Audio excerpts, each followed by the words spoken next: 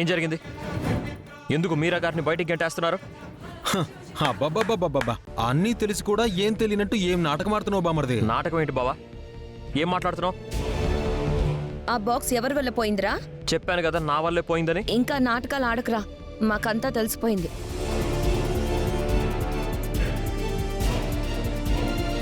ఆ బాక్స్ ఎవరి వల్ల పోయిందిరా?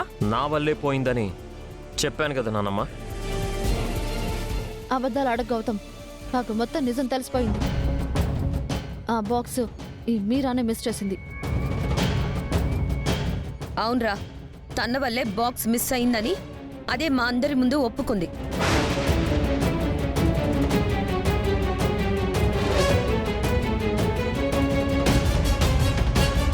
రేయ్, ఎందుకురా మాతో అబద్ధం చెప్పావు? తన వల్ల బాక్స్ పోతే నీ వల్ల పోయింది అని ఎందుకు నింద నీ మీద వేసుకున్నావు? చెప్పరా, అదేమైనా నువ్వు కట్టుకున్న పెళ్ళం అహల్య అనుకున్నావా, లేక అక్కో చెల్లు అనుకున్నావా? ఇది తప్పు చేస్తే నువ్వెందుకు నింద వేసుకున్నావు చెప్పు. నిన్నేరా అడిగేది, చెప్పరా. దయచేసి ఒక క్షణం అందరూ ఆపుతారా? ఏంటి బామర్ది ఆగేది? ఆ బాక్స్ పోవడం వల్ల మామయ్య గారి పరువు మర్యాదలు పోయాయి.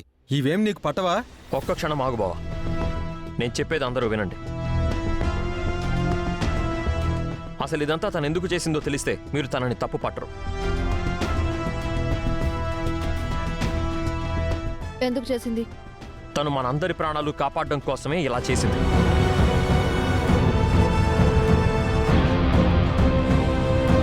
ఆ బాక్స్ ఇవ్వకపోతే టెర్రరిస్టులతో సంబంధం ఉన్న బెనర్జీ మన ఇంట్లో బాంబులు పెట్టి అందరినీ చంపేస్తాను అని తనకి వార్నింగ్ ఇచ్చాడు నాన్న.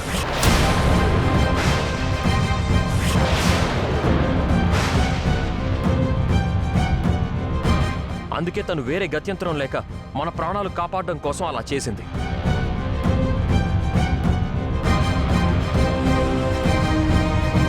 అప్పటికి తను బెనర్జీని పట్టించాలని నకిలీ బాక్స్ బెనర్జీకి ఇచ్చి ఒరిజినల్ బాక్స్ పోలీసులకి ఇచ్చింది. కానీ ఆ బెనర్జీ పోలీసుల మీద అటాక్ చేసి వాళ్ళందరినీ చంపేసి మీరా గారిని బెదిరించి ఆ బాక్స్ ఎత్తుకెళ్లిపోయాడు. అందుకే తను ఆ బాక్స్ కాపాడుకోలేకపోయింది.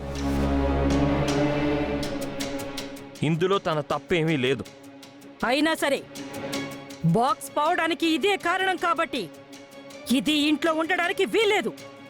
నానమ్మా, ఇప్పుడు మనందరం బతికున్నామంటే దానికి కారణం మీరా గారు.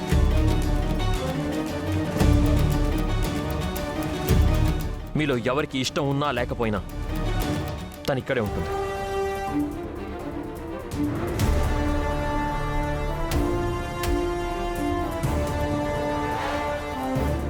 రండి మీరా గారు.